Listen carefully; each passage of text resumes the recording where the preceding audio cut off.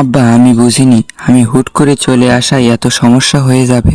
ভেবেছিলাম আমি 5 বছর পর একসাথে ঈদ পালন করব, কিন্তু আপনাদের তো আমার থেকে টাকার প্রয়োজন বেশি।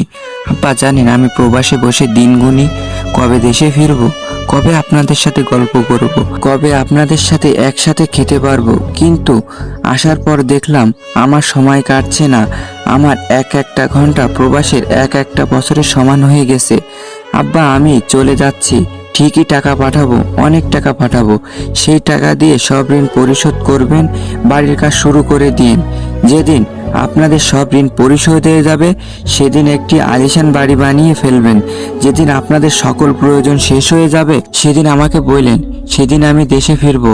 সেদিন আমরা একসাথে বসে খাবো আর অনেক গল্প করব, কারণ সেদিন আমাদের কথার মধ্যে প্রয়োজন বা টাকার কথা উঠবে না। আমার শরীরটা অনেক খারাপ, ভালো থাকবেন, নিজের শরীরের প্রতি যত্ন নেবেন।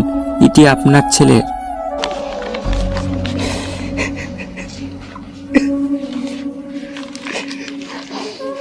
আর তোর বড় ভাই